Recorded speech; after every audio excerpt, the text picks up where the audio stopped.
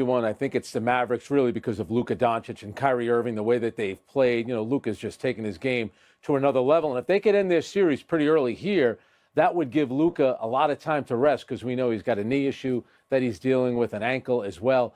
You know, what'll be a great storyline if it is Dallas is Kyrie going back to Boston. You know, Kyrie hasn't won a game since he stomped on Lucky a few years back with the Brooklyn Nets after a playoff game. And we know there's a lot of animosity there. Remember, Kyrie said he was going to retire as a member of the Boston Celtics. So the storylines are terrific. And Kyrie's the kind of guy, and we've seen it thus far in the playoffs. They have two closers on their team. Not a lot of basketball teams have that. So if Luka has it going like he did the other day, that's a big plus. And Kyrie will be difficult to stop if he's playing the way that he is. Let's face it, he looks happy, and he's been playing great.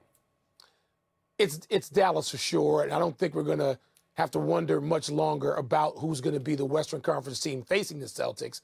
I mean, you want to see Tatum and Brown tested as great as they are, and they've been to one finals. Luka hasn't been to one yet, and obviously Kyrie's been to multiples. He's playing with LeBron. Yep. You want that tag team matchup.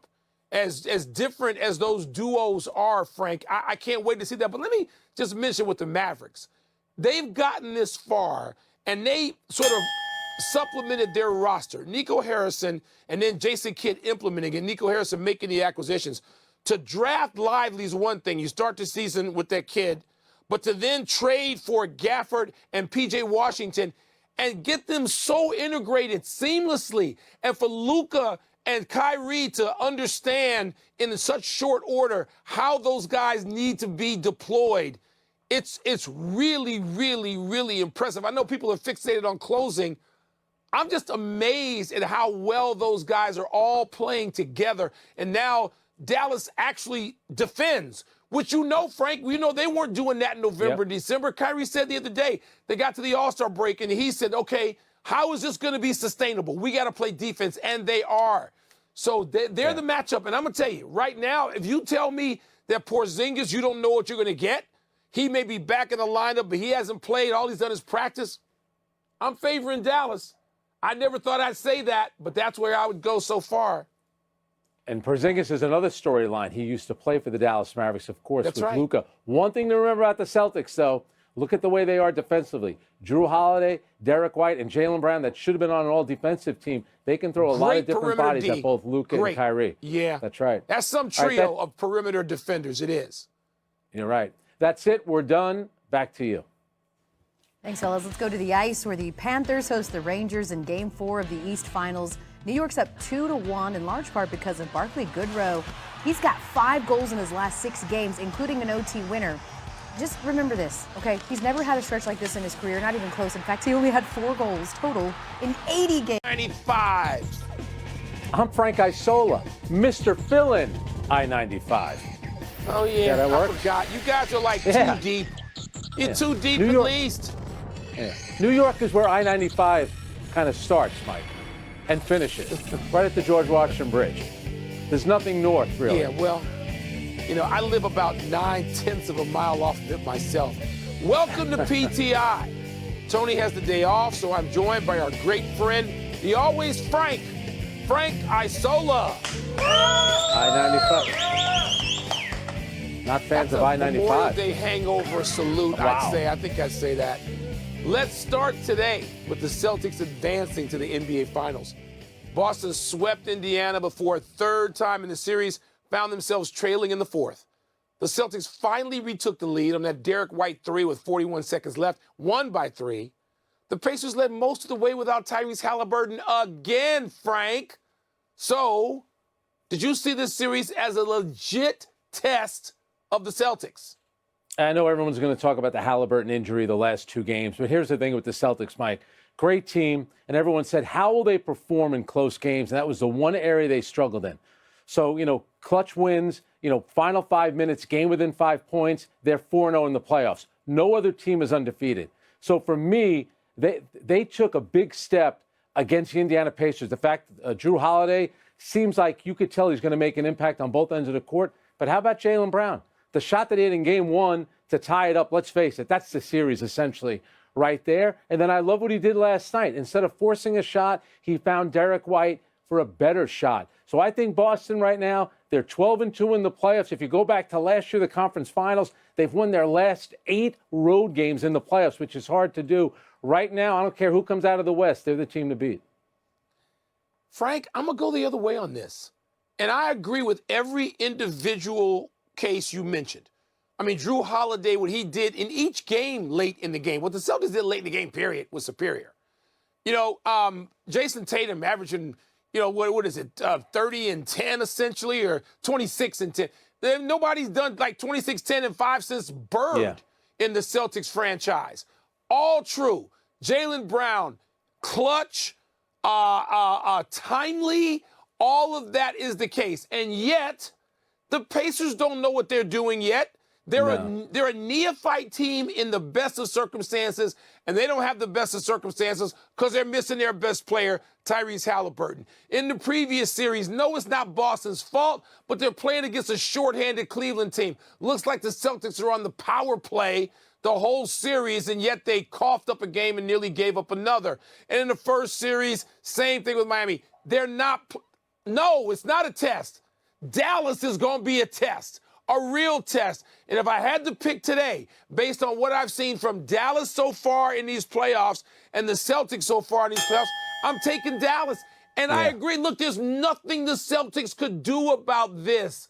But they weren't convincing enough against the Pacers, Frank. The Pacers could be up 3-1 in this series. The Celtics, I'm not going to say they were impressive. They didn't impress me. All right, it doesn't matter, though. They shouldn't have to apologize for a sweep. And this goes back to the regular season. They shouldn't. They won 64 games during the regular season. So with the number 1 seed, sometimes you get advantages. Now, those advantages turn out to be players being hurt. But I like the fact that this was a team that took the regular season seriously. And the one thing they were criticized about, Mike, was how they played in crunch time. You know, they had a brutal loss at Cleveland when they blew a lead during the regular season, one at Atlanta. And then you see what they did here. How about last night? But forget about offensively. They held Indiana to without a point in the last 3:33 of this game. Who's Indiana so they're got? getting it done on both. Indiana's best player's not there. They got there. somebody who got them the lead. They got somebody who got them the lead. I can't kill Boston, and I can't. By the way, Jaylen Brown to me grew up a lot in this series. Jaylen Brown, he had the big shot in game 1. Not everybody didn't vote 2. for Jaylen Brown. I voted for Jaylen Brown, second team All-NBA. Real quick, because we got to go to the next story. Frank, more than one thing can be true. The Celtics have done exactly what they're supposed to do. Exactly, 12-2. Is that enough to win the championship and beat Dallas in the next round? I don't think it is. By the way, he was upset about all defense, and I looked at the voting.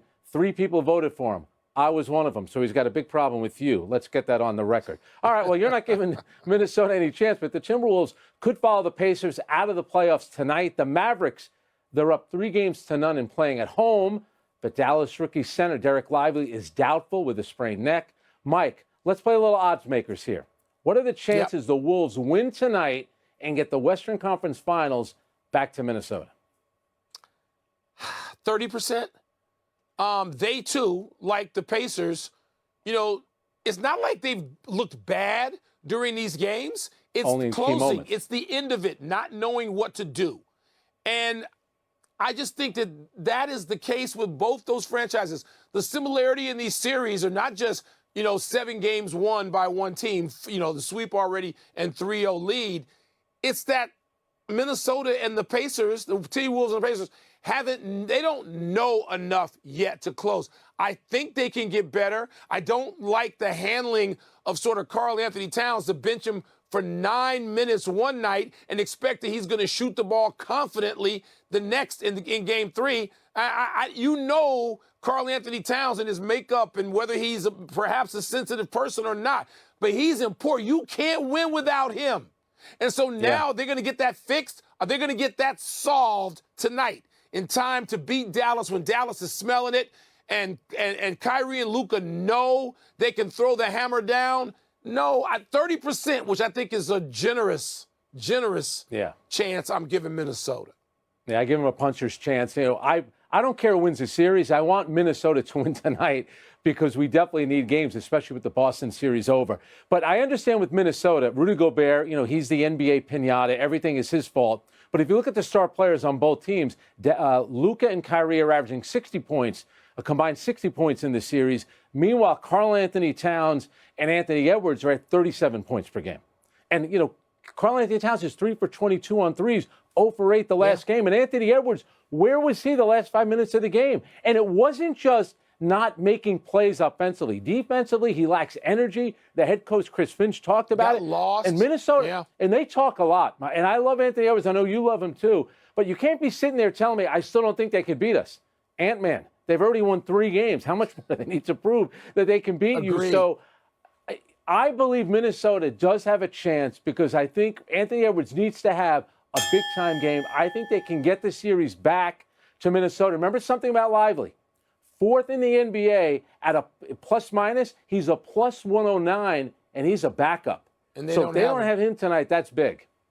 By the way, one last note. Yeah, I agree with you completely about Ant-Man, but Karl Anthony Towns, they got to figure out. They should have spent the last, 36 hours pumping him up, trying to get the guy who played so well for Minnesota all season. They need that guy tonight.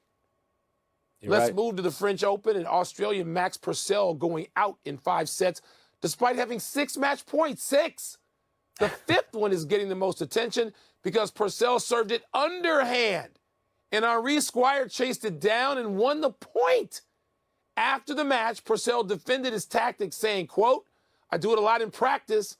Hindsight's a bleep thing. There's no wrong decision. It's just the way the cookie crumbles," close quote. What? Frank, you agree with that? You know, Rafa stole the spotlight yesterday because it could be his final match ever at the French Open. But this was crazy. And come on, Mike, that is so weak. First of all, you're playing a guy in Squire who attended Wake Forest, by the way. He's a German who attended Wake Forest, who's never been ranked in the top 200. And you're really going to quick serve him at 6-5 in the 5th set on match point? Come on, I'm glad he lost that. And by the way, after he lost that point, he was so rattled, double faults. Then he loses the game on a backhand that he hits wide. He deserved to lose that for doing it. That is weak. Look at, when you watch the replay, the ball girl isn't even set, and he's already serving. There is a precedent here, though. Michael Chang did this to Yvonne Lendl. I remember this like it was yesterday. 1989, in the 4th round, Michael Chang was all cramped up, so he couldn't even move. So he was serving underhand, but he was not quick serving. There's a big difference. And by the way, Chang went on to win the whole tournament. He was trying to stay alive, Frank. I remember that, too. But let me just say this. When you are basically, he had no more confidence in his serve. He had already lost several match points. And so at that point, he's desperate. And he's trying something. It is a tactic. And I don't want to hear about practice. He's doing it because he's not confident. We talked about Karl Anthony Towns not being confident in his shot. And you got to take the next one. This guy decides, I got to go to something else here because he knew he double faulted right after that. He didn't have any confidence in his serve. So desperation leads you to do things, even in sort of a competitive battle, which are just failed. It's bad judgment. Mike, that's what it is. Mike. And it was, I would have freaked out if I was in person sitting there and watched him go to the underhand serve. Mike, if I came over to your fancy country club and you and I played tennis and I quick serve you, you know what you would do? You take your racket, you put it in your bag, and you drive. Thank you. What's happening in a major tournament? I would say, quick serving at match point? Can somebody escort Mr. Isola to his car, please? They'll probably tell me my shirt's out. I'm not allowed to be there anywhere. Let's take a break. Coming up, the Oilers go up early, then they fall apart. We're going to ask PK Subban why. Yeah, we'll also ask him whether Jacob Trouba should have been suspended instead of fined for this elbow. That was a nasty hit. I played a lot of tennis in my life, 30 years worth. I don't know that I ever quick served anybody but my brother, because I would do anything to beat him, even ESPN analyst PK Subban. PK, we appreciate you joining us. And we're going to start with the Stars coming back to beat the Oilers in Edmonton last night. The Oilers are up 2-0, and they say they took their feet off the gas. PK, is that what you saw, and why would that happen? Yeah, I did see that. It doesn't really make sense to me. I don't know what was said during the first intermission, but, you know, if you're the Edmonton Oilers, you got to know coming into this series that every shift is going to matter against the Dallas Stars. They have such a deep team, and when You take into consideration they got some players back, which we could talk about, I'm sure, in this segment. You know, their team got deeper when it came to last night's game. So for the Edmonton Oilers, there's no excuse. You got to keep your foot on the gas. The Dallas Stars have 4 lines. They roll them, but you can't. That's the way the playoffs are played right now, the NHL Stanley Cup playoffs. It's every game is tight. You can't afford to take your foot off the gas. Dallas came out and outshot them 2-1. That can't happen in your building. All right, PK, you talked about players returning. Rope Hintz, he returned to the ice for the Stars last night. You know, we don't talk a lot about him. What does he do to change Dallas? Oh, man, he's such an important part of this team. When you talk about depth, it's down the middle. This guy's big, strong, fast, and skilled. And then you take into consideration the chemistry that he's got with a young Jason Robertson, who's amongst that young core of great players in Dallas, along with Stan Coven and Steele and Wyatt Johnson, who had a huge goal also last night. He was hugely impactful last night in the game. You could see it with just his size. And he even said it in his interview. They wanted to get heavier on the Edmonton Oilers, and they did. They got in heavy on the forecheck. They put the pressure on. They rolled 4 lines. They got their game going. And when the Dallas Stars get their game going, there's very few teams, if any, that can handle them in this league. So Rope Hint's a big part of that. He's got to stay healthy because we see what the Dallas Stars are like when he is. All right, let's go over to the East. And the Rangers, they're living on the edge, but they are up 2-1 in this series. Game 4 tonight in Florida. Jacob Trouba was fined, not suspended for that elbow. Now, I'm going to use pause for dramatic effect. You were known as a physical player. Do you have a problem with that at all, that he wasn't suspended? I'm not sure it warranted a suspension. Usually for a suspension to happen, if it's me, I got to see somebody get seriously hurt. Nobody was seriously hurt. Thank God, Evan Rodriguez was able to come back into the game. But for me, it should have been a major. There's no doubt. I mean, this isn't a hockey play. I even go back to the Carolina series when Jacob Trouba launched himself at Natchez and hit the glass. You know, I said I loved everything about it. I'm a fan. I'm a fan of the way he plays and the physicality that he brings because I used to do it. He hits a little bit differently. And if you're going to hit forward like that, your elbow comes up. You hit somebody, I got to call it. And I'm not playing favorites this time of the year. As much as I picked the Rangers to win in 7, I got to call it the way I see it. I thought it should have been a major. It wasn't, but you got to play on. This is the playoffs. You don't have time to dwell on non-calls. You know, it seems like every team is missing a call from here to there. You got to play through it. This is a big game tonight for them. They got to get over that. Speaking of PK, and we know you got a big game to get ready for, so we're going to let you go after this. Shesterkin gives up 4 goals the other night, yet his own teammates and everybody else seems to be heavily crediting him for the Rangers' overtime win. I'm sorry, it seems like, he let a couple in. I know there was a couple of funky goals, but does he really deserve that much credit for that win? Well, I'm going to quote Wayne Gretzky for a second, who I've had the opportunity to speak to on many occasions about his days in Edmonton. And he still considers Grant Fuhr to maybe be the best goaltender of all time, not because he made every save, because he made the saves when he needed to. As a goaltender in the Stanley Cup playoffs, you got to shut the door when you have to. You look at Tim Thomas when Boston won the Cup. He's got an unorthodox style. He let in some soft ones, but when he had to stop the puck, when he had to shut the door, he did. Igor Shesterkin is doing everything right now. And, credit to him, the Florida Panthers. I think it was 108 shot attempts last game, Mike. Like, come on.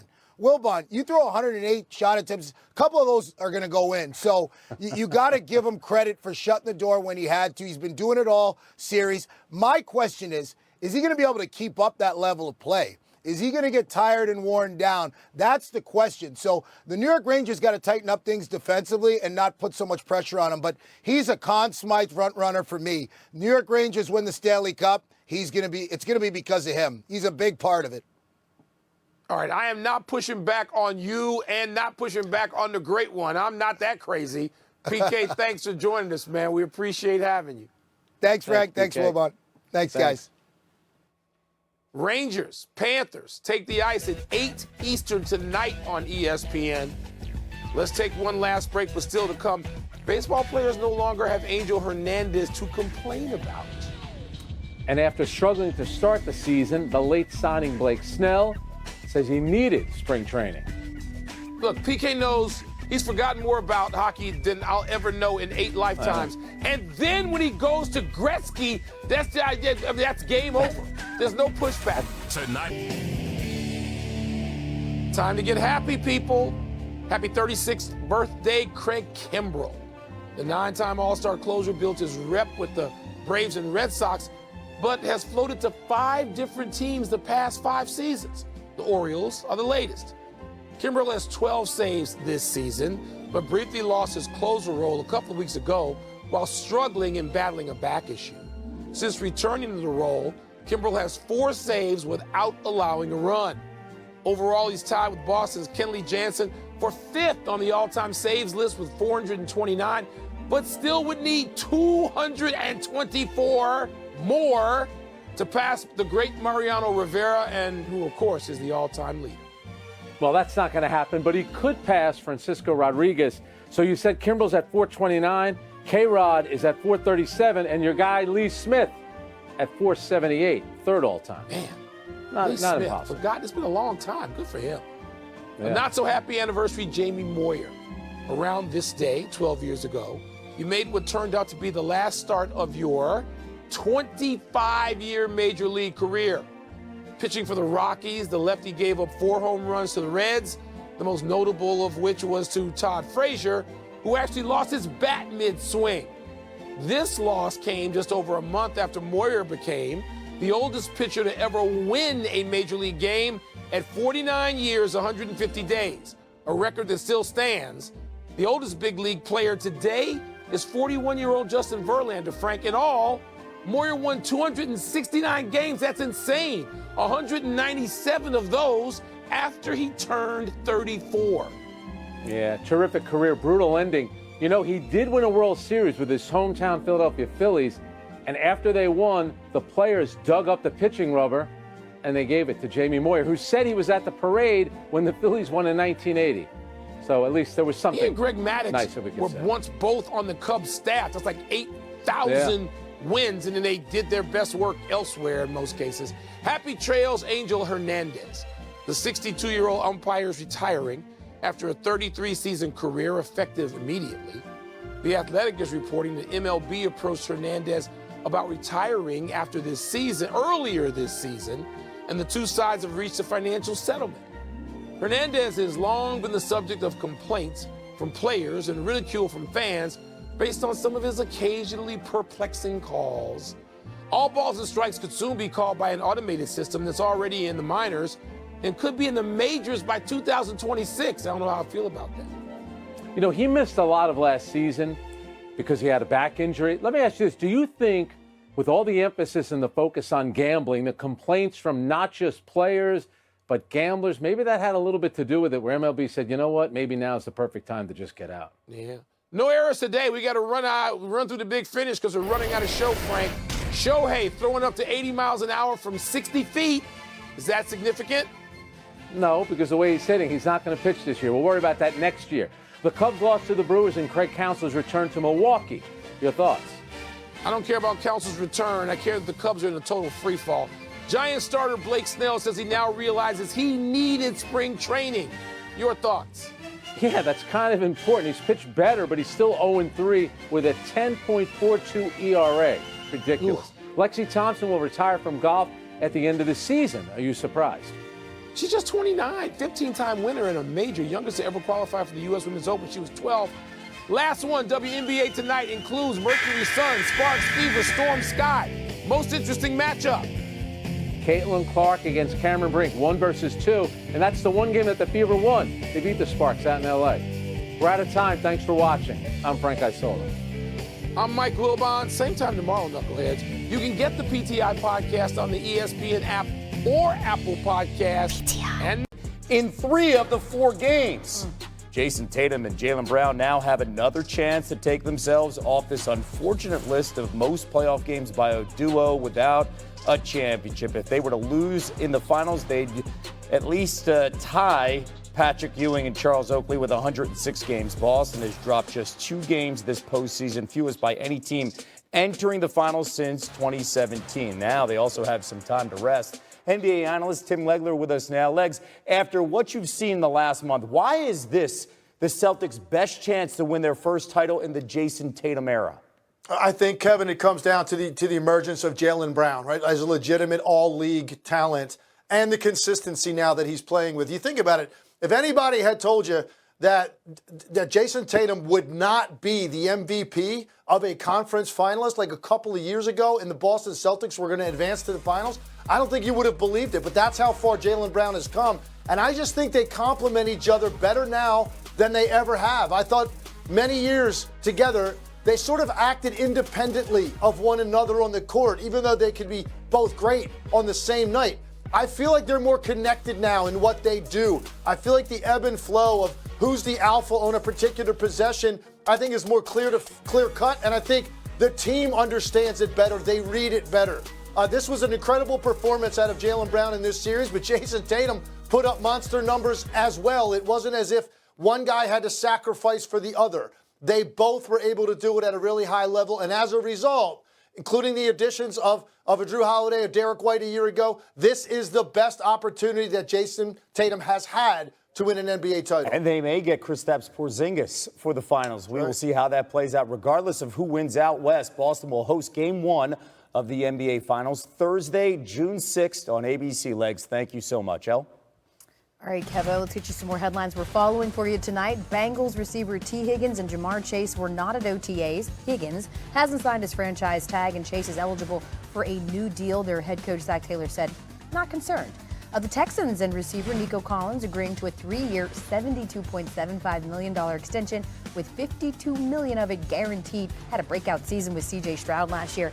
Put up over 1,200 receiving yards and 8 TDs. Tony Stewart and Gene Haas, the co-owners of Stewart Haas Racing, announcing that they're closing their NASCAR team at the end of the season after 15 years to pass the torch. And, well, golfer Lexi Thompson said the same. She says she's retiring at the end of this LPGA season. Thompson became a pro at 15, won her first event the next year. The 29-year-old has 10 wins with 1 major. Still to come on SportsCenter. How the Mavs' investment in Kyrie Irving is paying off big time on the cusp of the NBA Finals. And the adjustment the Wolves must make tonight to avoid the series sweep.